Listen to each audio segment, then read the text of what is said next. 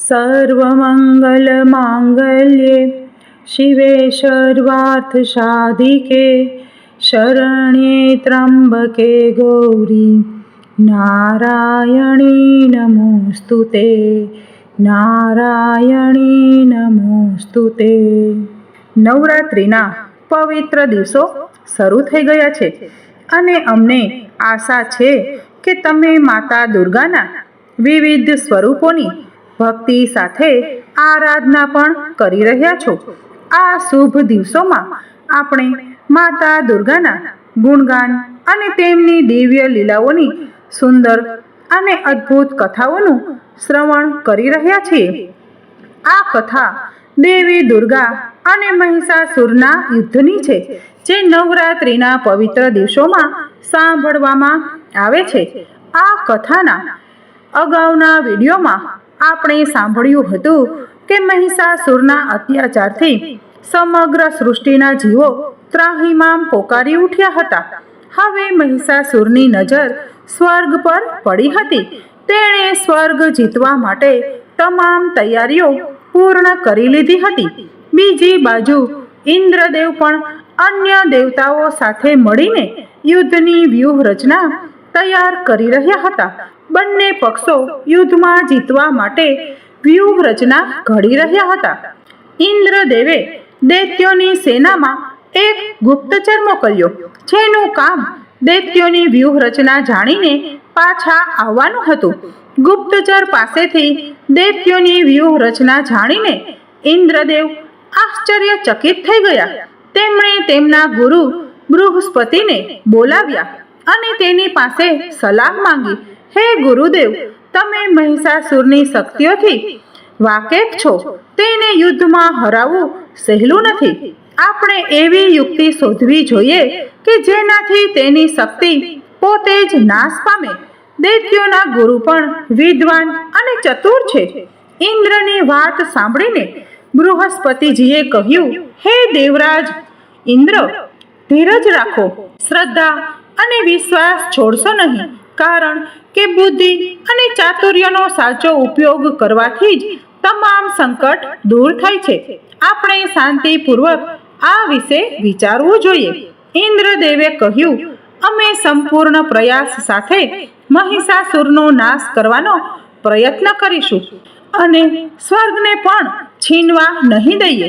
મેં મારા પરિશ્રમથી વૃતાસુર અને નમુજનો વધ કર્યો હતો અને હવે આ જ નિષ્ઠાથી પરિશ્રમ કરીને મહિષાસુરનો નાશ કરવો છે। મારી પાસે વજ્ર છે અને મહાદેવનો સાથ પણ છે। ઇન્દ્રની વાત સાંભળીને દેવગુરુ બૃહસ્પતિએ કહ્યું, હે દેવરાજ, હું એમ નથી કહેતો કે તમે યુદ્ધ શરૂ કરો ને હું તમને યુદ્ધથી રોકતો પણ નથી। મારી એટલી જ ઈચ્છા છે કે આપણે બધા બ્રહ્માજી પાસે જઈએ અને તેમની સલાહ લઈએ। આમ ઇન્દ્રદેવ અને બધા દેવતાઓ સાથે મળીને ગુરુ બૃહસ્પતિ બ્રહ્માજી પાસે ગયા। તેમણે મહિષાસુરનું સંપૂર્ણ વૃત્તાંત વિસ્તારથી સંભળાવીને પોતાની વ્યથા વ્યક્ત કરી। બ્રહ્માજીએ કહ્યું, હે દેવતાઓ, હું મહિષાસુરને સારી રીતે જાણું છું। તે અજય યોદ્ધો છે। તેને હરાવવું ખૂબ જ મુશ્કેલ છે। આ વિશે ચર્ચા કરવા માટે આપણે ભગવાન શ્રી વિષ્ણુ અને મહાદેવની સલાહ લેવી એ જ યોગ્ય રહેશે। આમ બ્રહ્માજી સાથે બધા દેવતાઓ અને ઇન્દ્રદેવ મહાદેવ પાસે ગયા અને તેમની સ્તુતિ કરી। મહાદેવ આથી ખૂબ જ પ્રસન્ન થયા। હવે મહાદેવને સાથે લઈને બધા દેવતાઓ શ્રી હરિ વિષ્ણુ પાસે ગયા અને તેમની પ્રાર્થના કરી। દેવતાઓએ શ્રી વિષ્ણુને મહિષાસુરના અત્યાચારો વિશે જણાવ્યું। શ્રી વિષ્ણુએ કહ્યું, આ દુષ્ટનો વધ કરવા માટે આપણે બધાએ એક સાથે મળીને તેમનો સામનો કરવો જોઈએ।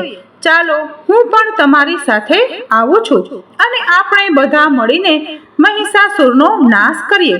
શ્રી વિષ્ણુની વાતને માનીને બધા દેવતાઓ પોતપોતાના અસ્ત્ર શસ્ત્ર લઈને તૈયાર થઈ ગયા। કાર્તિકેય સેનાપતિ બન્યા। મહાદેવે પોતાનું પિનાક ધારણ કર્યું। ઇન્દ્રદેવે વજ્ર હાથમાં લીધું અને ભગવાન વિષ્ણુએ પોતાનું સુદર્શન ચક્ર ધારણ કર્યું. યમરાજ, ચંદ્રદેવ, વરુણદેવ વગેરે બધા યુદ્ધ મેદાનમાં ઉતરી પડ્યા. દૈત્યોની સેના પણ પોતાના અસ્ત્ર શસ્ત્ર સાથે તૈયાર ઊભી હતી. યુદ્ધ મેદાનમાં દેવતાઓ અને દાનવો સામ સામે આવી ગયા. ભીષણ યુદ્ધ શરૂ થયું. દેવ અને દાનવો એકબીજા પર અસ્ત્ર શસ્ત્રોનો પ્રહાર કરવા લાગ્યા. ઇન્દ્રદેવે વજ્રનો પ્રહાર કરીને દૈત્ય સેનાપતિ ચિશુના હાથીનો વધ કર્યો.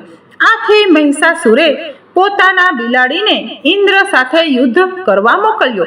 ઇન્દ્રએ સર્પાકાર બાણોથી બિલાડી પર હુમલો કર્યો તો બિલાડીએ એક સાથે 50 બાણોથી ઇન્દ્ર પર પ્રહાર કર્યો.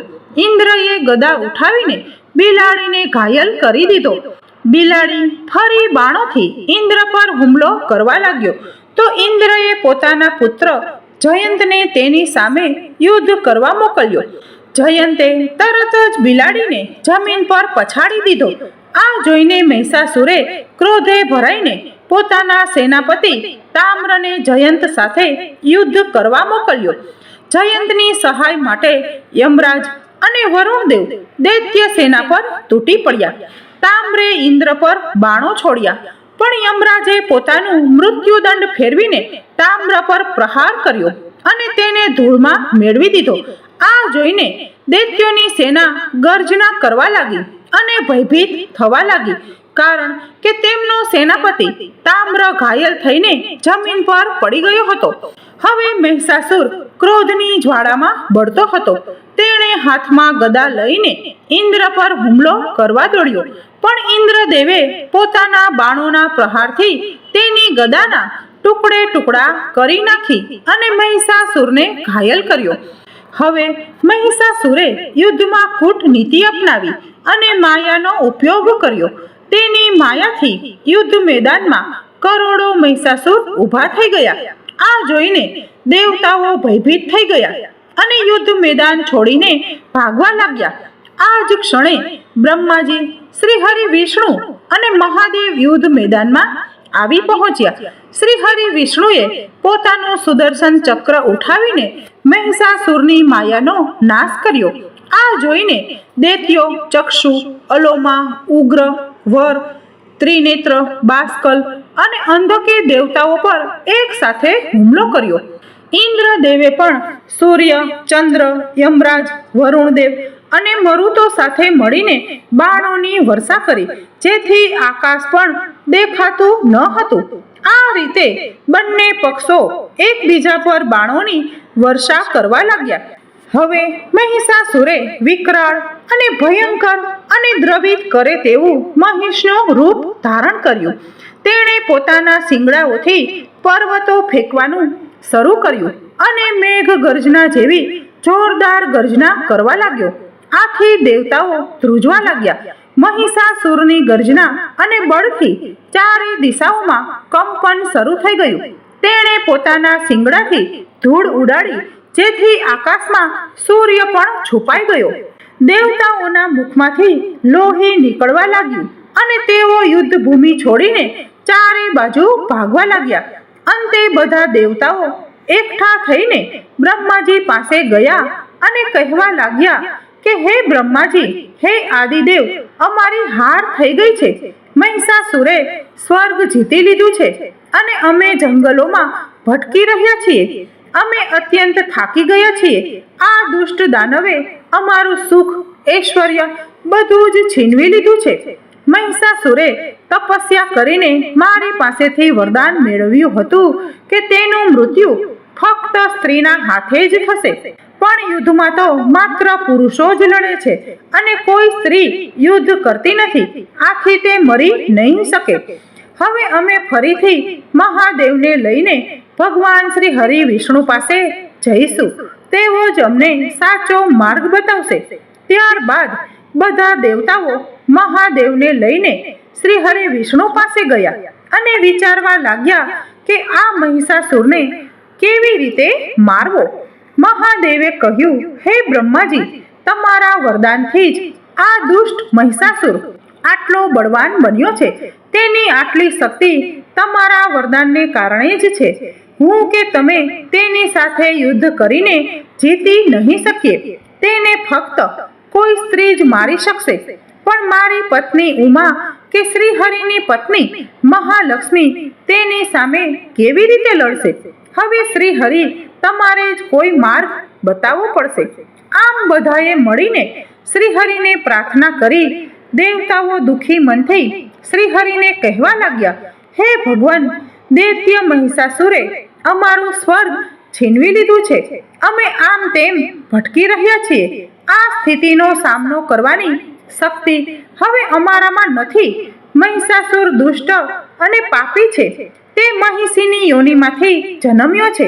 આથી તેનામાં માયાવી શક્તિ અને પશુતા પણ પુષ્કળ છે. હવે તે યજ્ઞનો ભાગ પણ છીનવી લેશે. બ્રહ્માજીના વરદાનથી તે અભિમાની બની ગયો છે અને તેને કોઈ મનુષ્ય મારી નહીં શકે. હવે તેને કેવી રીતે મારવો તેનો ઉપાય તમારી પાસે હોય તો કૃપા કરીને જણાવો. ભગવાન શ્રી હરિએ જવાબ આપ્યો, અમે બધાએ આ દુષ્ટનો નાશ કરવા માટે અનેક પ્રયાસો કર્યા, એ તમે જાણો જ છો. છતાં આપણે તેનું કંઈ બગાડી નથી શક્યા. આ દુષ્ટ દૈત્યનો નાશ ફક્ત એક સ્ત્રી જ કરી શકે છે. આથી હે દેવતાઓ, તમે બધા તમારા શરીરમાંથી થોડી થોડી ઉર્જા મને આપો. હું આ ઉર્જાને એકઠી કરીને એક અત્યંત શક્તિશાળી જ્ઞાનની દેવીનું પ્રાગટ્ય કરીશ અને તે દેવી યુદ્ધ મેદાનમાં મહિષાસુરનો સામનો કરીને તેનો નાશ કરશે. મહિષાસુર પણ અનેક પ્રકારની માયા ઉત્પન્ન કરી શકે છે અને તેની પાસે અપાર બળ છે. પરંતુ જો આપણે બધાની શક્તિઓ એકઠી થાય અને તે શક્તિના તેજ પુંજથી મહાશક્તિનું પ્રાગટ્ય થાય તો તે આ દુષ્ટ મહિષાસુરનો નાશ કરી શકશે. એમાં કોઈ શંકા નથી. આથી તમે બધા તમારી શક્તિના સ્ત્રોત તેજ પુંજને બહાર લાવો. આપણે આપણી પત્નીઓ સ્ત્રી શક્તિઓને પણ અહીં આમંત્રિત કરીએ. આ મહાશક્તિનું બળ અદ્ભુત કાર્ય કરશે. આપણી પાસે જે પણ શક્તિ, અસ્ત્ર, શસ્ત્ર અને આયુધ છે તે બધું આ મહાશક્તિને અર્પણ કરી દેવું જોઈએ. આ મહાશક્તિ આપણે અર્પણ કરેલી શક્તિ અને શસ્ત્રોના બળનો ઉપયોગ કરીને આ દુષ્ટ મહિષાસુરનો નાશ કરશે. આ રીતે ભગવાન શ્રી હરિએ મહાશક્તિની ઉત્પત્તિનું સૂચન કર્યું. પરંતુ શું બધા દેવતાઓ મળીને આ મહાશક્તિનું પ્રાગટ્ય કરાવવામાં સફળ થશે કે પછી તેમની સામે કોઈ નવી પરીક્ષા આવશે? આ આપણે નવરાત્રિ વ્રત કથાના આગલા વિડીયોમાં સાંભળીશું. જો તમને આ કથા ગમી હોય તો તેને લાઈક કરો અને તમારા મિત્રો અને પરિવાર સાથે શેર કરો અને ચેનલને સબસ્ક્રાઇબ કરો, જેથી તમે આવતીકાલની કથા પણ સાંભળી શકો. કારણ કે નવરાત્રિના પવિત્ર દિવસોમાં આ કથાઓ સાંભળવાથી મનુષ્યના પાપોનો નાશ થાય છે અને માતા દુર્ગાના આશીર્વાદ અવશ્ય પ્રાપ્ત થાય છે. તો ચાલો આ નવરાત્રિના શુભ દિવસોમાં ભગવતી દેવીની આરાધના કરતા અમે તેમની પાસે એ જ પ્રાર્થના કરીએ કે તેઓ આપણને આ દુર્ગરૂપી ભૌતિક સંસારમાંથી મુક્તિ આપે. બોલો નવદુર્ગા માત કી જય.